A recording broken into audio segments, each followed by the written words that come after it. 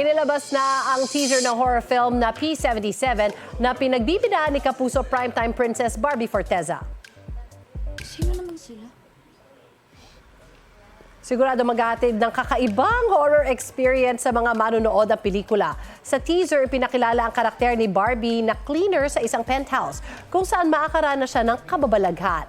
Kabilang sa mga makasama niya sa movie ay sina Gina Pareño, Jackie Lu Blanco at child star Ewan McKell. Ang P77 ay shorter para sa Penthouse 77. Mapapanood ang P77 sa mga sinehan sa July 30.